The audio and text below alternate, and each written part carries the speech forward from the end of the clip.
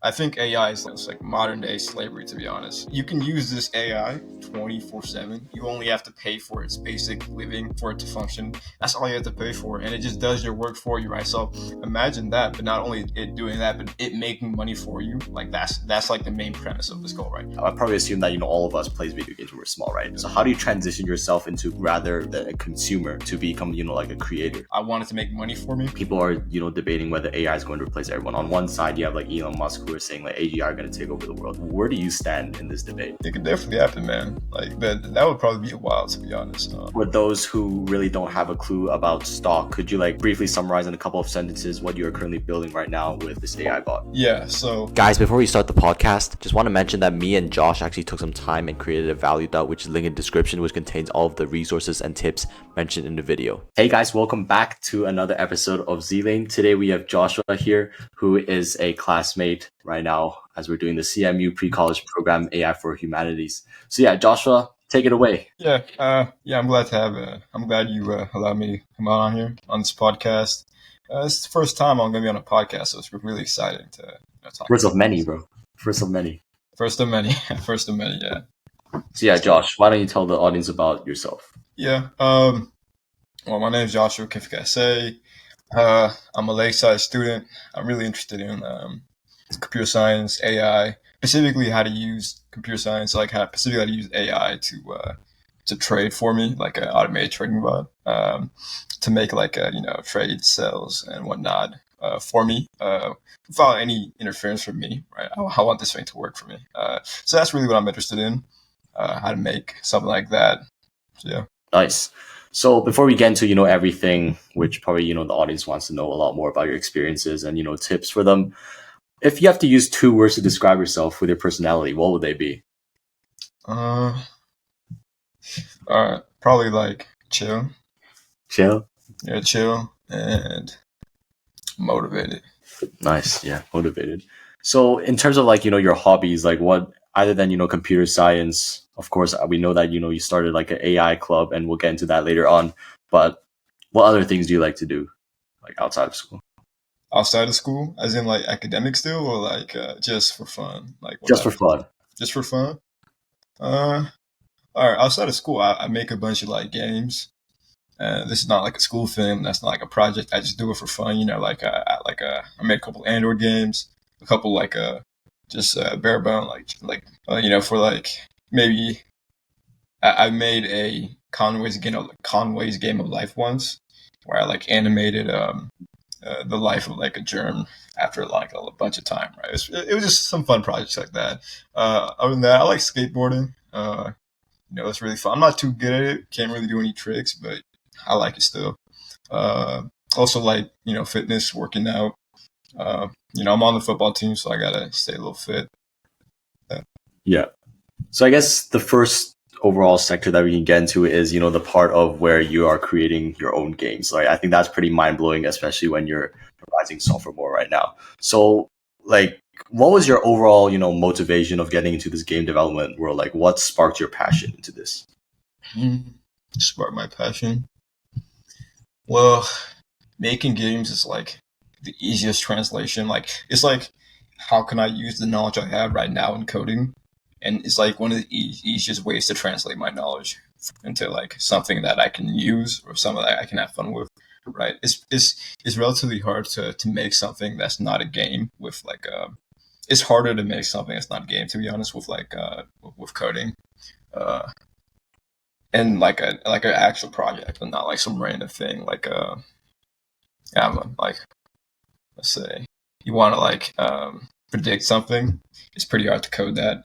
It's hard to translate that. I feel like making games is easier to do to learn how to code. It's a lot easier to learn how to code for making games than bigger projects like that, right? So because I'm still trying to learn, that's my main goal right now, and that's, like I said, just the easiest way for me to learn. Also, it's just fun. I mean, like being able to play the game and like show it off or whatever, like that's just fun. Yeah. Yeah.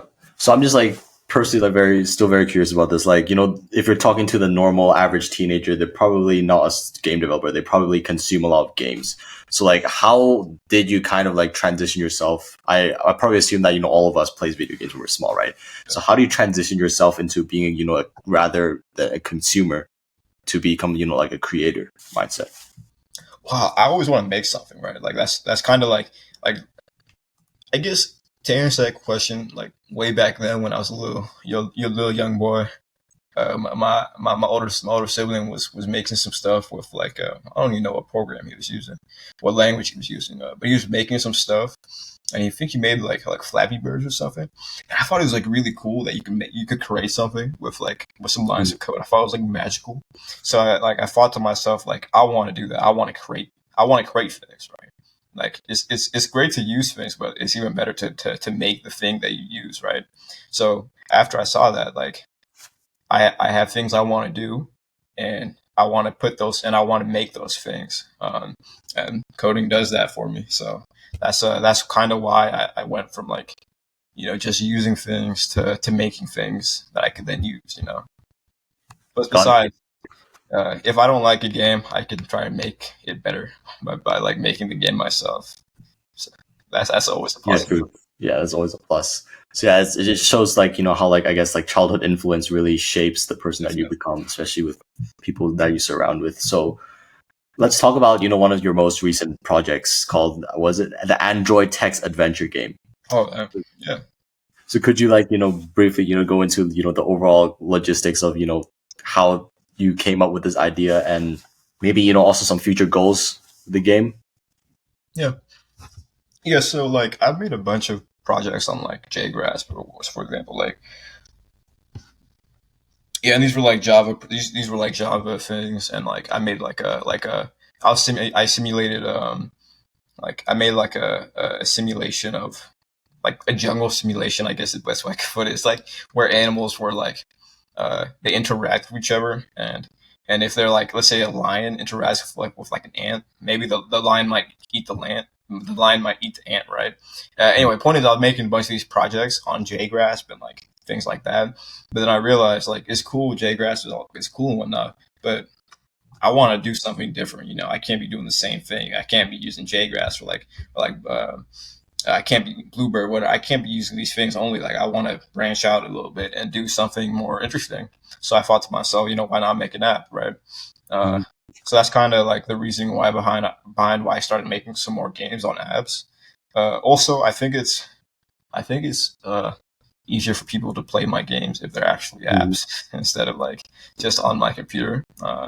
So like this app, I could put it on the store right now. Like the way I built it, I could put it there, and most people will be able to play it.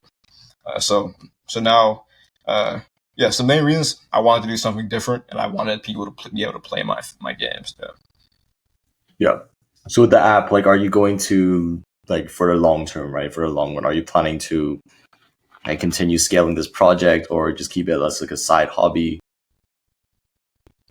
Probably long term, probably be a side hobby because I'm gonna be making another app very soon for my dad. He had like a business venture he was interested in, and he needed like an app for it, and I was gonna help him make one. So I don't have as much time anymore for apps. So Mhm. this will definitely become more of a side project, and I'll focus more on that. Yeah, just very, very interesting and very great to see, like, your overall passion with, app development. So let's just say, for example, if there's a listener here who is really passionate in, coding, seeing like creating these cool apps, and they really just don't know where to get started, like, what would you say is the overall, best outline just to, get started with some different languages? Like, what would you recommend in this day and age with AI and everything? If you want like a good beginner language, probably Python, to be honest. Pretty simple. Like the syntax is like is basic is pretty similar to just English, so you won't get too confused writing it. But if you want to make more bigger projects, like more complex things, you'd have to move on to like Java or something like that, or you have to upgrade, I guess, your language. But Python is really great too, just for like if I'm making a small project, I'd rather use Python, to be honest, than any other language. Because if it's a small project, you don't need to use more complex language. You just need to use the best, the most efficient one. Yeah. So if you're getting into it, start off with Python. And if you want to learn these things, like you want to learn what to do, there's a lot of courses online, and you can find courses. I know you told me. I think you told me that you took like the Harvard online course. I think. Yeah. Yeah, those courses are great, man. It's literally just the actual college's classes. Like you're gonna learn what they learn, basically. You obviously won't have the teacher there to guide you, like in like office hours or whatever. But you're gonna learn the same material, and by the end, if you did well, you're gonna have the same knowledge they had from the class, right? So you learn from things like that, and you also learn from actually building things with it too. Like don't just do a bunch of homework problems from like the class or whatever. You have to make projects. You have to do things that interest you. Like you want to make a game about something specifically. Like go make a game about it. If you want to make like ping pong, for example, like the if it's yeah whatever. You want to make like Crossy Roads. You can make Crossy Roads and all that, right? Yeah. So like I think another very debatable and very interesting topic with software engineering and the whole AI space right now is that people are debating whether AI is going to replace everyone. On one side, you have like Elon Musk who are saying like AGI are going to take over the world in like a couple of years, and on the other hand, you have many other people saying Elon Musk is crazy and will never get to the point even in generations with AGI. So I just want to get like an overall intake here. Like where do you stand in this debate? Yeah, I think AI can definitely it can definitely happen, man. Like, but that would probably be a while, to be honest. Right now, I don't think it would happen for any in the near future. I think it'll become a lot more advanced. It'll start taking over some more jobs. But I don't think for now like if you're doing something that can be automated by AI, then you should probably spend your time on something more efficient or like more interesting. To be honest, if AI can do it for you, because obviously it's not like the best use of time if AI can do it. So you should be worrying less about whether or not AI can like take your job or whatever, and more about whether or not your job is like I don't know. Like in my idea, in my opinion, if I was working at a place that AI could take over, I want to do another job, not because AI would take my job, just because I don't think the job would be very interesting. Um, but on my opinion that AI could take over soon, I don't think it'd be soon. It would take a while, but after a long time, I definitely think it could. I definitely think it could. Yeah. Yeah. So referring back to the question of people wanting to get into the software development space, do you think it's still fundamentals to learn Python and Java before moving to assistant tools like SourceGraph to help them code together? Like help them code. Yeah. Mm, yeah. It's always You should probably you need your fundamentals first.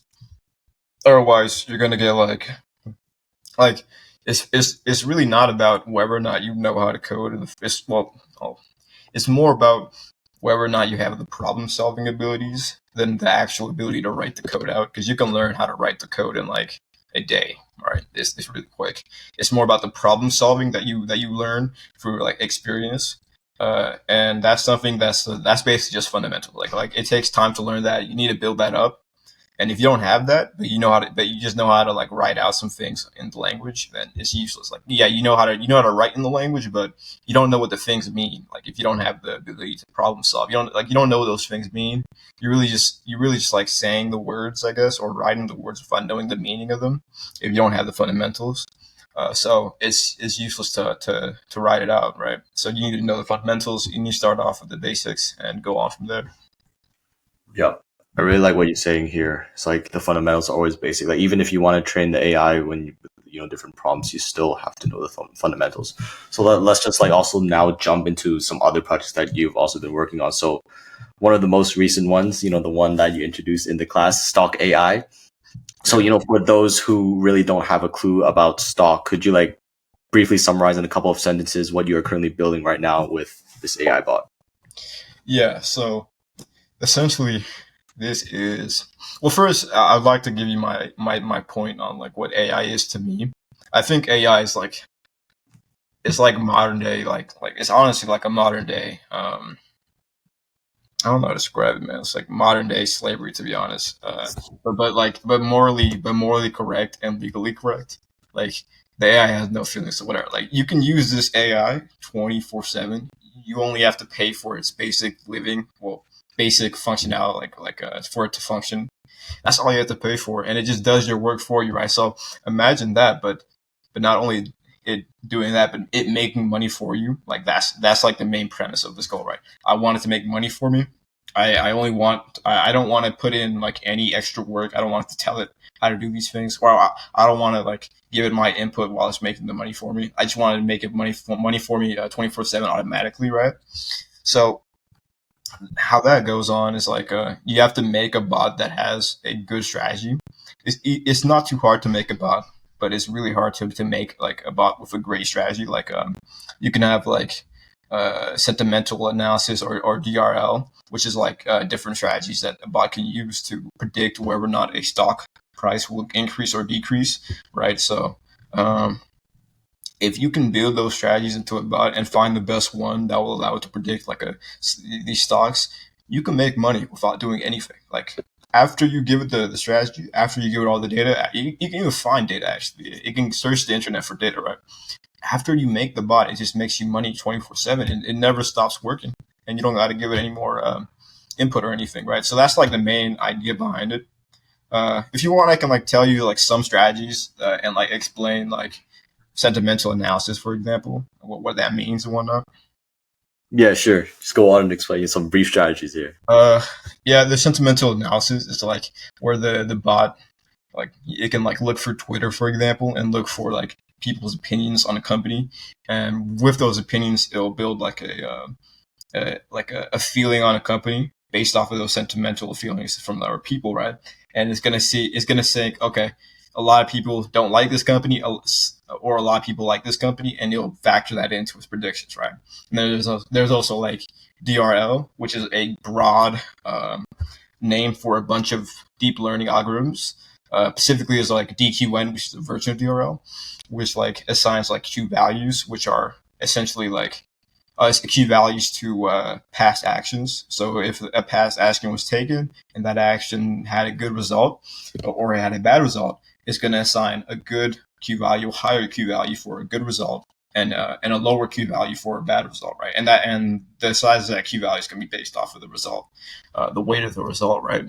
And then it's going to factor that into currently, right? It's going to look at what options can be taken, and it's going to predict what Q values those options have, and it's going to take the option with the highest Q values, right? So if it's in a similar condition to like a prior action that is taken, and it knows that prior action had a good Q value, and it's in that condition again, it's going to take that prior action, right? So that's how that works. Yeah. Yeah, sounds very interesting. And like again, like reinforcing this point of 24/7 making you money. Like that's just crazy, man. Really crazy. These work. Like this is not a fake thing. If you build it well, it'll make you money. Yeah, so like with your current bot right now, obviously there's some other companies doing probably similar things because everyone wants to make money 24/7, right? So with your current process, what's like the overall timeline and where are you at right now? Right now, we're figuring out like how to implement the strategy. Like I said, that's really the most important part. So that's what we're trying to do right now. Our timeline, after we do make a bot, we're not done. Like the first bot we make is not going to be the best bot, right? We're going to be competing against. Well, really, we're competing against like the Wall Street, right? Those guys are already doing this, and they're doing it very well. So that's what we're competing with, right? So the first bot is not going to be the best one. So we're going to keep on working on this. Maybe not the team I had right now because we're going to split ways eventually. But I'm going to keep on working on this, and I'm definitely going to try to figure out whatever strategy I can use and how to implement that strategy well, right? So that's the timeline. I'm going to make the bot, and then I'm going to make a new one or make one based off of it that's going to be improved, and I'm going to keep on doing that until I have a really good bot. Yeah. So with this overall, technology, if at the end you develop like a 24/7 making bot, like what other applications are you looking to maybe, pursue into, in the financial world, if there are any? The financial world, I don't have to stop at bots. I could really make there's you can make algorithms to predict things without it being a bot. And these algorithms can uh, these things can help you predict the stock market, like what's going to happen. So I can make something like that. That might be a little bit harder, or maybe even easier. Actually, it's a little hard to say, but there's something like that. And actually, can you say the question again, real quick? Yeah, I was saying like, in the financial world, like how would you use this technology that you developed from the stock AI? Oh, how would I use this Other, technology? yeah. Yeah, it's really transferable. I mean, like the financial world is already doing this. Like they're already making these bots, like I said. Uh, and the skills that it takes to make the bot, like implementing the strategy for the bot to use, that's the same exact thing a human would do. Like the strategy that the bot is using is the same thing a human would use, right? So, and for me to give the bot that strategy, I have to understand how to make that strategy, how it actually functions, right? So if I go to the field, if I go to get a job without the bot, I'll still know those things. And I'll still be able to implement those strategies, just not for a bot, but for me, right? And I'll have to look for all the data. It'll be a lot more work. I'd rather have the bot do it, to be honest. But yeah, so it's going to be very transferable. I mean, that's what the bot is. It's basically a human with, an artificial human. Hopefully, that's the goal. Make an artificial human mind, the artificial human mind. My bad, artificial human mind that will trade for me. That's basically the goal. So yeah, It sounds exciting. Actually, like wishing you all the best with the stock, and just that maybe like we could do like 5 years later, 1 year later, when this goes up into the market, we get you back on. If this works, I'm gonna be retiring, man. I'm gonna Yeah. retire young, man. Of course, it'll be crazy. Yeah. So I guess transitioning into other fields of your computer science. So you're also the co-leader of a hackathon and CS club in your school right now. Yeah. So what would you say is your overall drive for you to co-lead this club, and obviously like what's the best experience that you have so far? Co-leading this club. Well, I was really thinking of first, the main part was the hackathon part. Like I really thought it'd be really interesting to introduce these hackathons to my classmates. Like, because this is an example. Like hackathons are an example of how your code, your knowledge can be made into like a real thing. Like, what's the point of knowing how to code things, right? If you don't actually use them, am I right? So hackathons are a real example of how you can make your ideas into reality, right? Uh, and we try to show that. We try to show that by inviting guest speakers that have already like successful hackathons, right? So these are people that their company maybe was started off of a hackathon, all right. So and now they have a successful company that they built off of this single hackathon, right? They had this idea, they went to the hackathon, they made the idea, the bare bones of the idea, and then they took that idea from the hackathon. And made it like a fully fledged company afterwards, right? So how can you make a hackathon and how can you like how can you have an idea and the hackathon be the bridge of the idea to reality is essentially what that club is all about, right? So we join hackathons, we compete in hackathons, right? And the CS part of the club as well. I mean, it's a little obvious. The hackathon part, you have to have CS knowledge to do that. And we also do like some computer science tutoring. So like if you have any questions with computer science, your classes, you can come in, ask some questions. If you have any projects you're building on the side, you can ask some questions for help. Yeah, that's about it. I guess we talked a lot about the computer science part. So with all of our conversation, what do you actually want to do? Like, what do you want to major in the future? And like, I guess, your overall job, or what do you want to do, right? I'll probably major in. I'll probably get a major in like. Um, I'm definitely gonna get something in AI, something in computer science, and probably like a minor in like math or something, or like finance, or even maybe like a major down the line in finance. Like I'm a little split. There's a lot of things I want to do, to be honest. So I have to really pick and choose. Math is very important because I need to be able to predict things. You need to be very good at math. So I would definitely be taking a math class. Uh, Computer science and AI are kind of like I can probably find a major that gives me both of those things because they're basically like very similar fields, right? So I'll do something like that, and maybe like a finance minor or something like a math math minor, something like that. So getting somewhere in like the fintech world, I guess. Definitely, yeah, that's exactly what I'm going for. Got you. So yeah, I guess another thing that I also read from the document that you sent me is you said that you are aspiring to develop innovative AI tools that intersect with economics or medical fields, passionate about leveraging technology to solve complex problems and improve societal well-being. So I don't know if that's like ChatGPT or anything, I was definitely ChatGPT. but like Uh, I was gonna say that I really like people who set specific goals. yeah, but it's no. I told it to write. I told her to write something like that because it is a goal that I have. It's more of a side goal because before I can do something like that, I'll need to have some money, and that's my main goal first. You need to have the money to start thinking about other people first. Otherwise, you gotta think about yourself before thinking about other people. Otherwise, both things won't work out. Anyway, so point is, after I get this thing set up, after I have I'm in a comfortable position, I can start thinking about projects that could help people. Like in our class, there's already a lot of projects that can help people, right? Like the scoliosis thing, where they look for AI that can look for scoliosis. Things like that, right? Maybe there's another medical thing that I want to focus on. I don't have a concrete example right now because I haven't thought about it to the extent because that's like later down the line for me. But stuff like that, right? Maybe I could bring education to like AI tutor to like